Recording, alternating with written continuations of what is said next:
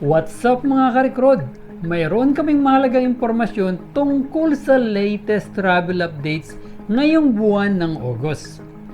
Mayroong malaking pagbabago sa mga kinakailangan dokumento at proseso kung ikaw ay pupunta sa Pilipinas. Galing mismo sa Bureau of Immigration.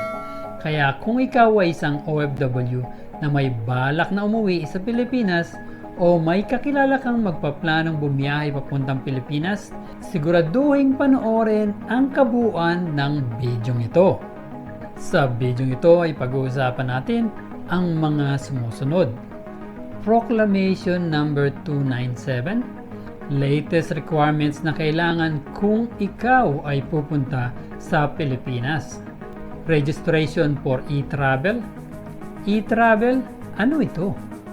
Paano kumuha ng e-travel? At iba pang mahalagang bagay na dapat nyong malaman.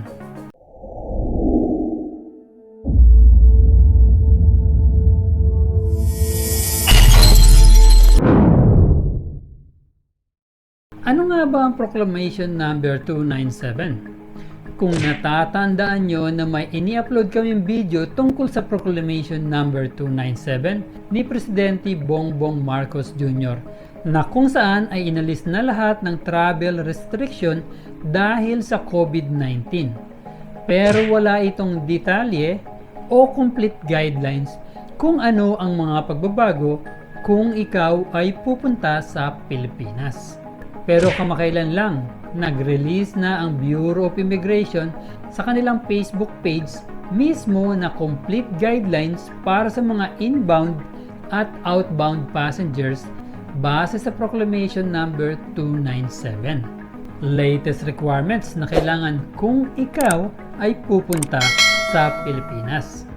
Dahil sa Proclamation number 297, naging epektibo noong July 21, 2023 na ini-update na nila ang mga requirements. Kung ikaw ay isang foreign tourist o temporary visitor, narito ang mga requirements na iyong kailangan. Valid na passport. Kailangan iyong passport na may 6 months validity o higit pa. Valid visa. Ito ay para sa mga taong mula sa bansang may required visa kung sila ay pupunta sa Pilipinas. Para din ito sa mga immigrant o non-immigrant status. Valid onward return ticket patungo sa port ng pinagmulan o sa susunod na port ng destinasyon na tugma sa kanilang period of stay. Maliban lang sa mga foreigners na asawa o anak ng mga mamamayang Pilipino na kasama nilang naglalakbay.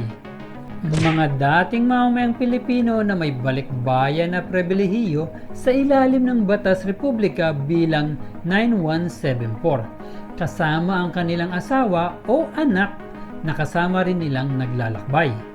Para naman sa mga foreign immigrants, non-immigrant except tourists.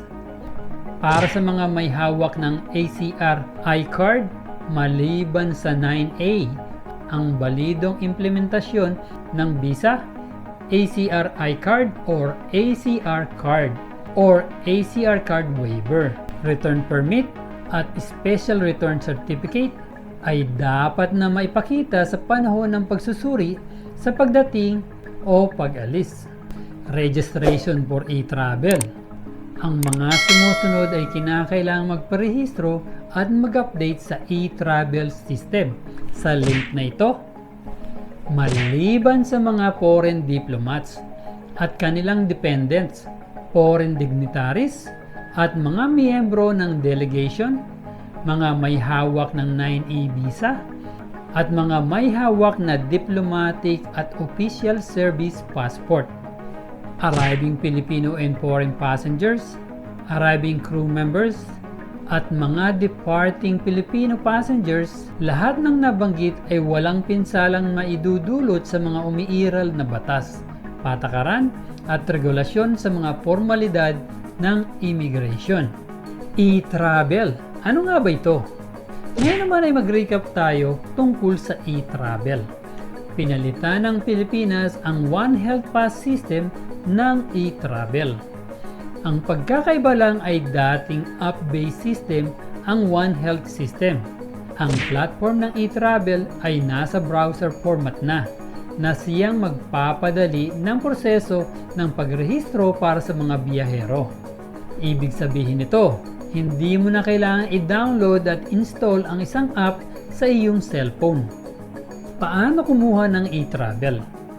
Isa sa mga requirements ang e-travel kung pupunta ka sa Pilipinas. Kaya paano nga ba magkaroon ng e-travel card? Narito ang step-by-step guide. Step 1. Application. Magkaroon ng isa sa mga kinakailangang pruweba ng buong status sa pagbabakuna sa Ingles. Suriin kung ang iyong passport ay valid. Magrehistro para sa e-travel card 72 hours bago ang pag-alis. Step 2. Bago ang pag-alis, mag-apply para sa visa kung kinakailangan. Suriin ang visa ng iyong pasaporte. Bumili ng travel insurance na sumasakop sa COVID-19 treatment. Maghanda ng iyong e-travel card. Step 3. Arrival. Ipakita ang iyong e-travel arrival card. Iba pang mahalagang bagay na dapat malaman. Narito ang ilang mahalagang bagay na dapat tandaan. Ang e-travel ay patuloy na kinakailangan kapag pumapasok sa Pilipinas. Siguruhing gumamit ng tama o eksaktong impormasyon ng pasaporte sa pagrehistro sa e-travel. Sa ngayon, wala nang kailangang COVID-19 test o pagbabakuna kapag maglalakbay patungo sa Pilipinas mula July 22, 2023. Kailangan pa rin ng e-travel ngunit ito ngayon sa digital na format. Ang mga umalis na pasahero ng Pilipino ay kinakailangan din kumuha ng e-travel departure card. Kinakailangan din ang e-travel arrival card para sa mga dumating na dayuhan. Ngunit hindi na kinakailangan ang departure card para sa mga dayuhang aalis ng Pilipinas. Ang ibang mga bansa ay maaaring may karagdagang kinakailangan sa biyahe, kaya't hinihikayat na i-check ang mga requirements bago kayo umalis. Hindi kinakailangan ang travel insurance, ngunit ito ay lubos na inirerekomenda. Lamang po mga ka-recruit, yan ang mga pinakabagong update at kinakailangan para sa mga biyaherong papunta o palabas ng Pilipinas. Sana ay may natutunan kayo at naging updated kayo sa mga latest travel requirements para sa buwan ng August. Siguradong magiging madali na ang pagpunta sa Pilipinas dahil sa pag-alis ng COVID-19 restriction at maibsan na ang mahabang proseso sa pagpunta sa Pilipinas. Sa bidyong ito ay pinag-usapan natin ang mga sumusunod.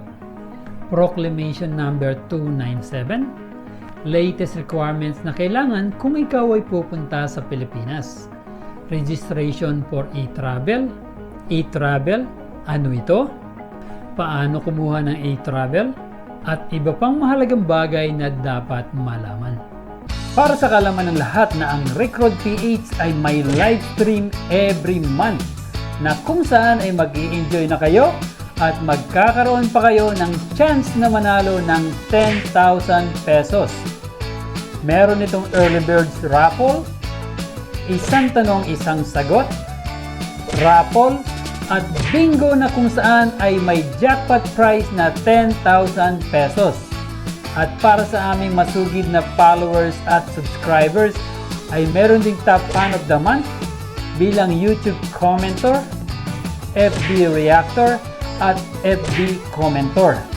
Halina at samahan niyo ako at siguradong mag-enjoy kayo sa mga bagong video at marami pang chance na manalo ng malaki pang premyo sa aming live stream. Sana ay may panibago kayong natutunan. Please, abangan ang aming mga susunod pang mga video at sigurado mag-i-enjoy at marami kayong matututunan. At kung may mga katanungan kayo tungkol sa ating napag-usapan, huwag po kayong mag-alangan na ilagay ang inyong mga katanungan sa comment section upang mabigyan po namin kayo ng kasagutan. At please, huwag kalimutan mag-like, share, and subscribe at hit the notification bell at ang all para lagi kang updated sa aming mga bagong video. Muli, palagi niyong tatandaan na dito sa Recruit, Prioridad namin ang iyong kaalaman tungo sa inyong kaunlaran. Paalam, kabayan.